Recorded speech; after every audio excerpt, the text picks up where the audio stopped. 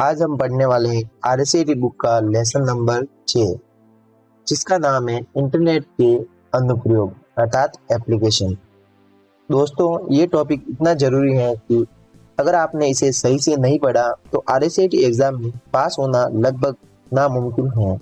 तो इस वीडियो को आखिर तक जरूर देखिए, क्योंकि यहाँ मिलेंगे वो सारे पॉइंट जो एग्जाम में पक्का पूछे जाते हैं, अर्थात वो सारे प्रश्न मिलेंगे जो एग्जाम में पक्का पूछे जाते हैं। प्रश्न नंबर 1 है, इंटरनेट के माध्यम से उत्पादन और सेवाओं की खरीद और बिक्री को दर्शाता है। ऑप्शन है हमारे दोस्तों ई कॉमर्स, इंटरनेट बैंकिंग, ई पेमेंट और ई जॉब।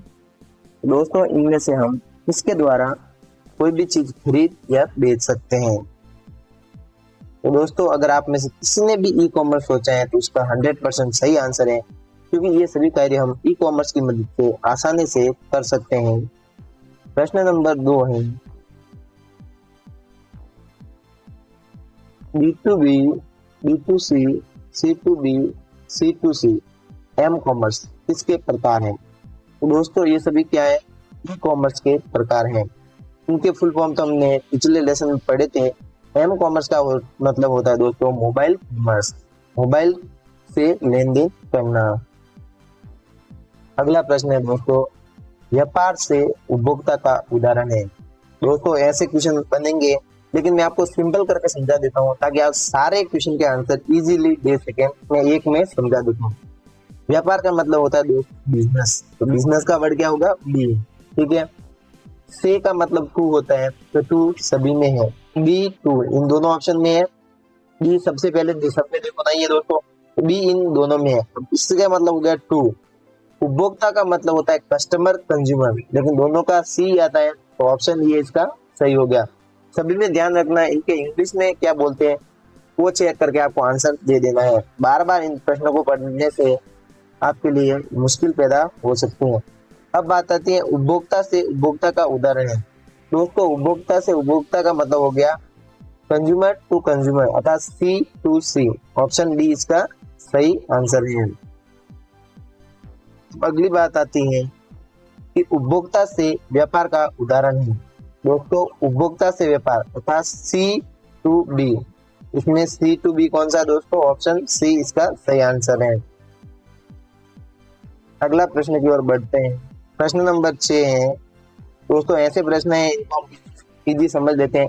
बिजनेस, व्यापार से व्यापार, बिजनेस टू बिजनेस अर्थात बी टू बी, तो ऑप्शन बी इसका सही आंसर है। अगला प्रश्न है कि एम कॉमर्स का उदाहरण है। तो दोस्तों, एम कॉमर्स का मतलब मैंने अभी बताया था, एम का मतलब मोबाइल होता है, कॉमर्स का मतलब कॉमर्स ही है। एम कॉमर्स का मतलब मोबाइल कॉमर्स होगा।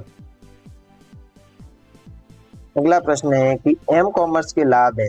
दोस्तों, हम मोबाइल से जो खरीदारी करते हैं या चीजों को खरीद या बेच सकते हैं, उसके क्या क्या फायदे हो सकते हैं?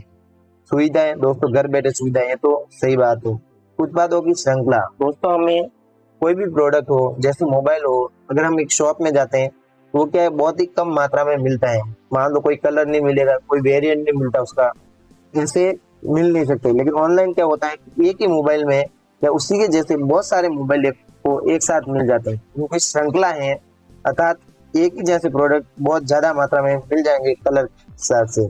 पैसों की बचत, दोस्तों हो सकता है पैसों की बचत हो सकता ना हो, लेकिन इसका अगला ऑप्शन है वो है सामान लौटाना। तो दोस्तों, ये 100% बेनिफिट है, इसलिए ये भी सही ऑप्शन माना जाएगा। भुगतान के विकल्प, दोस्तों हम क्रेडिट कार्ड से, डेबिट कार्ड से, यूपीआई से और ईएमआई तक पर भी खरीद सकते हैं। तो भुगतान के बहुत सारे विकल्प होते हैं, ये बात भी सही है। उपरोक्त सभी, तो दोस्तों सारी बातें सही है, इसलिए इसका सही आंसर ऑप्शन डी है। प्रश्न नंबर 9 है, ऑनलाइन शॉपिंग वेबसाइट है। ऑप्शन देख लेते हैं दोस्तों, Flipkart, Amazon, Snapdeal, Paytm, Jabong. तो दोस्तों एक सारी क्या है? ऑनलाइन शॉपिंग वेबसाइट है। एसएनएस का पूरा नाम है। दोस्तों, एसएनएस का पूरा नाम हो जाएगा, ऑप्शन है सोशल नेटवर्किंग सर्विस। प्रश्न नंबर 11 है, सोशल नेटवर्किंग साइट है। दोस्तों इनमें से सोशल नेटवर्किंग साइट कौन सी है अर्थात सोशल मीडिया साइट कौन सी है? ऑप्शन देख लेते हैं दोस्तों, फेसबुक, ट्विटर, ए और बी दोनों, या इनमें से कोई नहीं। तो दोस्तों दोनों ही क्या है, सोशल नेटवर्किंग साइट है। फेसबुक की स्थापना कब की गई थी? दोस्तों इसका सही आंसर है ऑप्शन डी, 2004 में। फेसबुक के जनक कौन है? दोस्तों सिंपल सी बात है, सभी को पता ही होगा, मार्क जुगरबर्ग। इन्होंने क्या किया, फेसबुक को बनाया था। यूजर ट्विटर, दोस्तों प्रश्न नंबर 14 है, ट्विटर यूजर को कितने कैरेक्टर के संदेश भेजने की सुविधा देता है? ऑप्शन देख लेते हैं दोस्तों, 280, 130, 140 या 150। तो दोस्तों सामान्य तौर पर तो ट्विटर क्या करता है, 280 कैरेक्टर के संदेश भेजने की सुविधा देता है, लेकिन अगर किसी के पास प्लस मेंबरशिप है तो ये ज्यादा भी हो सकता है, जो कि ट्विटर की होती है। प्रश्न नंबर 15 है, ट्विटर संचालित किया जाता है। तो दोस्तों आपको बताना है ट्विटर हम किससे संचालित कर सकते हैं। ऑप्शन है हमारा दोस्तों मोबाइल, कंप्यूटर, ए और बी दोनों, या इनमें से कोई नहीं। तो यस दोस्तों, इसका सही आंसर है ऑप्शन सी, ए और बी दोनों। क्योंकि दोस्तों हम ट्विटर को मोबाइल और कंप्यूटर दोनों से ही संचालित कर सकते हैं। प्रश्न नंबर 16 है कि ट्विटर को कब बनाया गया था? ऑप्शन है दोस्तों 2005, 2006, 2007 या 2000। दोस्तों इसका सही आंसर है ऑप्शन बी, 2008, क्योंकि ट्विटर को 2008 में बनाया गया था। प्रश्न नंबर 17 है, एक कंप्यूटर या इंटरनेट आधारित पीसी का उपयोग कर ज्ञान अर्जित करने को कहा जाता है। ऑप्शन है दोस्तों ई लर्निंग, इलेक्ट्रॉनिक लर्निंग, ए और बी दोनों, या इनमें से कोई नहीं। दोस्तों इसका सही आंसर है वो है आप ऑप्शन सी, ए और बी दोनों। दोस्तों अगर कंप्यूटर और इंटरनेट की मदद से हम लर्निंग करते हैं, इसे ई लर्निंग या इलेक्ट्रॉनिक लर्निंग कहते हैं। जैसे आप अभी पढ़ रहे हैं, ये एक मोबाइल या कंप्यूटर की मदद से पढ़ रहे हैं, तो ये ई लर्निंग या इलेक्ट्रॉनिक लर्निंग कहलाती है। ई लर्निंग में पाठ्य सामग्री उपलब्ध होती है। ऑप्शन है दोस्तों video, slide show, word document, PDF और उपरोक्त सभी। तो दोस्तों अगर आप ऑनलाइन पढ़ रहे हैं, लर्निंग कर रहे हैं, उसमें क्या होती है, सामग्री होती है वो video, slide show, word document और पीडीएफ सभी फॉर्मेट में उपलब्ध होती है। प्रश्न नंबर 19 है, ई लर्निंग में छात्र के पास शिक्षक से संवाद करने के विकल्प हैं। ऑप्शन है दोस्तों वेबिनार, चैट, मैसेज फॉर्म और ऊपर के सभी। दोस्तों ई लर्निंग होती है जैसे आप अभी कर रहे हैं, ऐसी लर्निंग में छात्र के पास अगर वो शिक्षक से बात करना चाहते हैं तो वेबिनार, चैट और मैसेज फॉर्म सभी ऑप्शन होते हैं। प्रश्न नंबर 20 है, एक ऑनलाइन कोर्स पोर्टल जो ज्ञान अर्जित करने का मौका देता है। ऑप्शन है तो MOOC, massive open online course, Flipkart, Paytm और ये सभी। दोस्तों पेटीएम तो इसका गलत आंसर है, क्योंकि इससे हम ऑनलाइन लर्निंग नहीं कर सकते, या ज्ञान प्राप्त नहीं कर सकते। फ्लिपकार्ट भी ई कॉमर्स वेबसाइट है, तो ये भी इसका गलत आंसर है। लेकिन दोस्तों MOOC का सही आंसर है कि हम मैसिव ओपन ऑनलाइन कोर्स की मदद से ज्ञान अर्जित कर सकते हैं। प्रश्न नंबर 21 है, मैसिव ओपन ऑनलाइन कोर्स शुरू किया गया था। ऑप्शन है दोस्तों 2005, 2006, 2007 या फिर 2000। आपको बताना है इसका सही आंसर क्या होगा। दोस्तों इसका सही आंसर है वो है 2000। ये मैसिव ओपन ऑनलाइन कोर्स को 2008 में शुरू किया गया था। अब बात आती है प्रश्न नंबर 22 की, वो है दोस्तों MOOC पोर्टल के उदाहरण हैं। दोस्तों मैसिव ओपन ऑनलाइन कोर्स अभी हमने पढ़ा है, उसके उदाहरण कौन से हैं? ऑप्शन है दोस्तों edX, यूडेसिटी, ऑप्शन बी है दोस्तों कोर्सेरा, सी है खान अकेडमी और डी उपरोक्त सभी। दोस्तों इसका सही आंसर है ऑप्शन डी, सभी। कि दोस्तों MWC पोर्टल में एडेक्स, यूडेसिटी, कोर्सेरा आदि सभी क्या है दोस्तों MWC के उदाहरण। अब बात आती है प्रश्न नंबर 23 की। खान अकेडमी पाठ्य सामग्री किन भाषाओं में उपलब्ध है? ऑप्शन है दोस्तों अंग्रेजी, स्पेनिश, पुर्तगाली, तुर्की। ऑप्शन सी फ्रेंच, पुर्तगाली, ऑप्शन डी उपरोक्त सभी। दोस्तों जो खान अकेडमी है इसकी पाठ्य सामग्री अंग्रेजी में भी उपलब्ध है, स्पेनिश में भी है, पुर्तगाली में भी है और तुर्की में भी है। फ्रेंच, बंगाली और हिंदी में भी होती है। इसलिए इसका सही आंसर है ऑप्शन डी उपरोक्त सभी। अब बात आती है प्रश्न नंबर 24 की। रोजगार और आजीविका पोर्टल की शुरुआत किसने की? दोस्तों रोजगार और आजीविका पोर्टल है, इसकी शुरुआत कौशल विभाग, रोजगार विभाग, उद्यमिता विभाग तीनों ने मिलकर की थी। इसलिए इसका सही आंसर ऑप्शन डी हो जाएगा।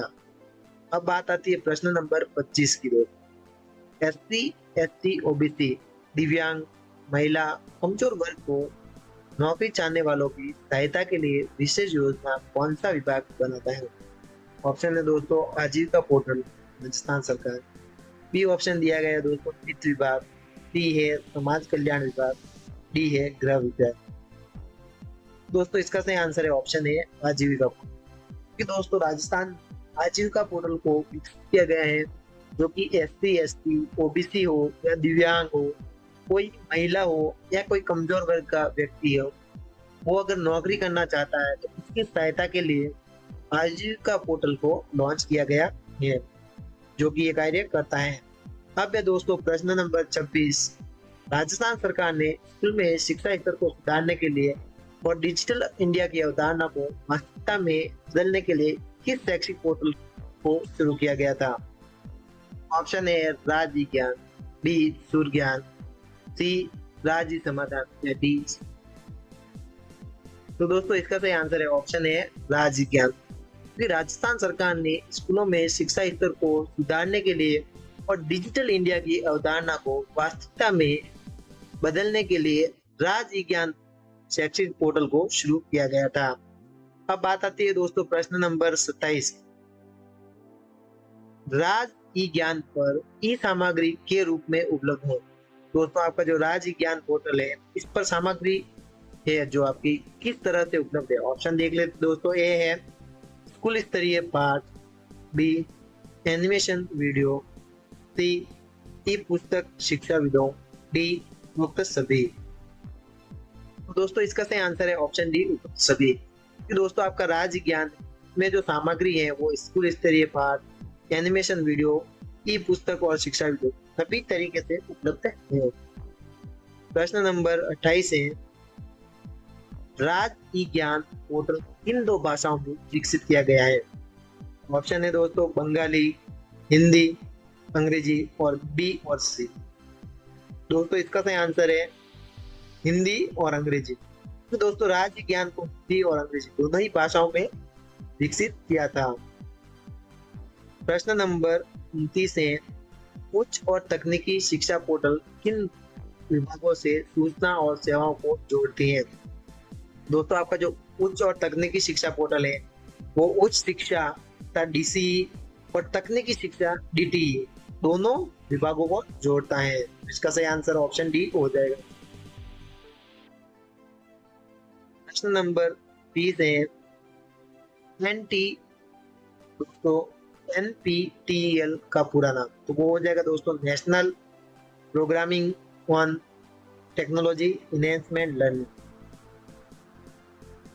प्रश्न नंबर 31 है स्कूल अंडर ग्रेजुएट, स्नातकोत्तर अर्थात पोस्ट ग्रेजुएट, इंजीनियरिंग और कानून आदि कोर्स को कवर करने के लिए पोर्टल विकसित किया गया है। दोस्तों इसके लिए दोनों पोर्टल विकसित किए गए हैं, मानव संसाधन विकास मंत्रालय MHRD और आपका अखिल भारतीय तकनीकी शिक्षा परिषद दोनों को बनाया गया है। अब बात आती है प्रश्न नंबर 32 की। स्वयं पोर्टल का उद्देश्य है। ऑप्शन है दोस्तों पहुंच, बराबरी, गुणवत्ता। दोस्तों स्वयं पोर्टल के सभी उद्देश्य होते हैं। अब है प्रश्न नंबर 33।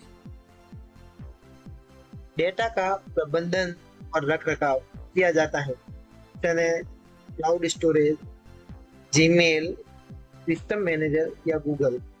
दोस्तों डेटा को हम क्लाउड स्टोरेज में ही रख सकते हैं, जीमेल में नहीं रख सकते, सिस्टम मैनेजर में नहीं रख सकते और गूगल में नहीं रख सकते। बचा कौन सा? Cloud storage. डेटा का प्रबंधन क्लाउड स्टोरेज में कर सकते हैं। अब बात आती है प्रश्न नंबर 34 की।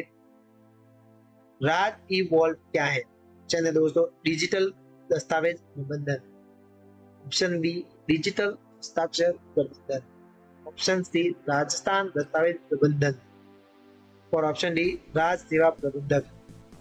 दोस्तों राज ई वॉल्ट के बारे में मैंने पहले बताया था, ये क्या है? डिजिटल दस्तावेज का प्रबंधन करता है।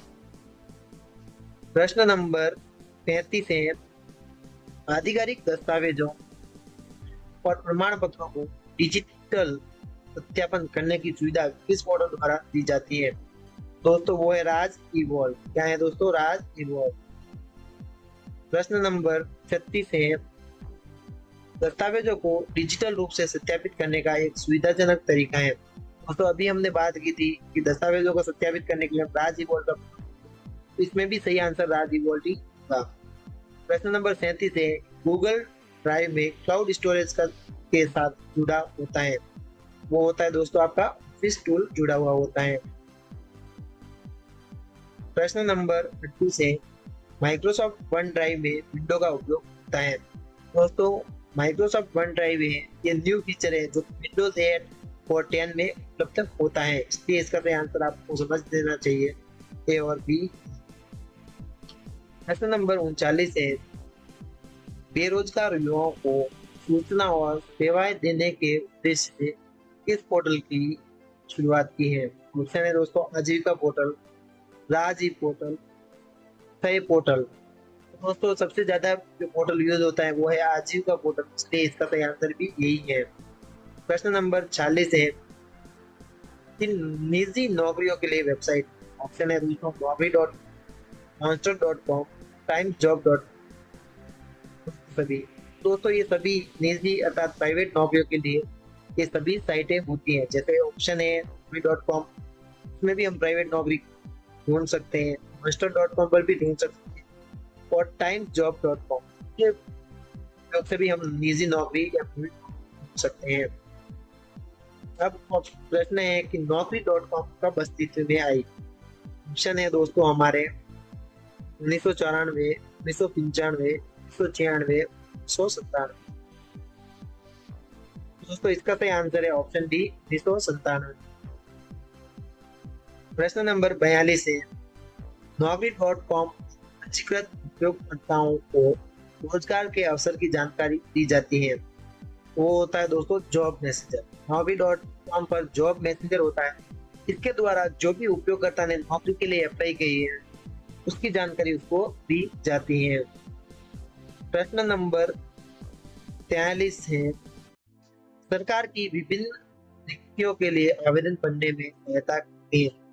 दोस्तों इसका सही आंसर है वो है ऑप्शन ए और बी, दोनों इसके सही आंसर है। दोस्तों अगर सरकारी नौकरियां हैं उनकी विभिन्न भर्तियां होंगी, इसके लिए हम क्या करेंगे, rpsc.rajasthan.gov. इस वेबसाइट पर और rsmssb और rajasthan.gov.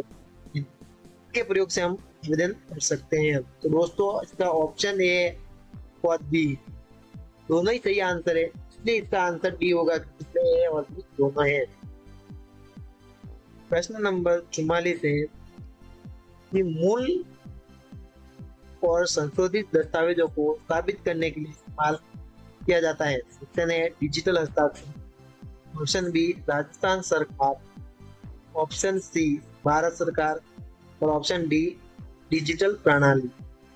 दोस्तों हम कब से पढ़ रहे हैं कि डिजिटल हस्ताक्षर होता है, इसका उपयोग किया जाता है किसी भी दस्तावेज को साबित करने के लिए, इसका सही आंसर है। प्रश्न नंबर 45 है, डिजिटल हस्ताक्षर किसके साथ इस्तेमाल किया जा सकता है?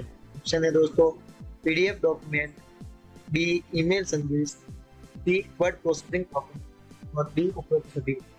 दोस्तों जो आपका वो होता है डिजिटल हस्ताक्षर, उसको हम पीडीएफ डॉक्यूमेंट, ईमेल संदेश और वर्क प्रोसेस डॉक्यूमेंट सभी के साथ उपयोग कर सकते हैं। किसी दस्तावेज पर डिजिटल हस्ताक्षर करने के लिए आवश्यक है। तो दोस्तों इसके लिए हमें डिजिटल यूनिक आईडी की आवश्यकता होगी। Digital computer, digital paper. दोस्तों डिजिटल पेपर तो कुछ है नहीं, डिजिटल कंप्यूटर भी नहीं, डिजिटल यूनिक आईडी इसका सही आंसर है। अब बात आती है प्रश्न नंबर 43 की। राजस्थान सरकार ने सूचना अधिनियम 2000 तथा सूचना अधिनियम का होगा आईटी एक्ट 2000 के तहत उसको वैध डिजिटल हस्ताक्षर के रूप में स्वीकृत किया। वो है दोस्तों राज ई साइन, क्योंकि हस्ताक्षर के लिए यही सेवाएं, ई ज्ञान हम ऑनलाइन लर्निंग के लिए जो यूज करते हैं बाजार से हम खरीद सकते हैं, और ईमेल तो आपको पता ही है। अब है प्रश्न नंबर 48। एक ऑनलाइन इलेक्ट्रॉनिक हस्ताक्षर सेवा है दोस्तों, वो है राज विज्ञान। ये अभी हमने पढ़ा था। इनमें से कौन सा ई कॉमर्स वेबसाइट का उदाहरण है? चलिए दोस्तों Twitter, Facebook, Flipkart, times of India. दोस्तों इनमें से फ्लिपकार्ट क्या है? Commerce website. तो दोस्तों ये था लेसन नंबर 6, जिसके सारे इंपॉर्टेंट क्वेश्चन हमने पढ़ लिए हैं। अगर वीडियो ने आपकी तैयारी को आसान बनाया है तो आप इसे लाइक कर सकते हैं, शेयर कर सकते हैं, चैनल को सब्सक्राइब भी कर सकते हैं, क्योंकि लेसन 7 और भी धमाकेदार होगा।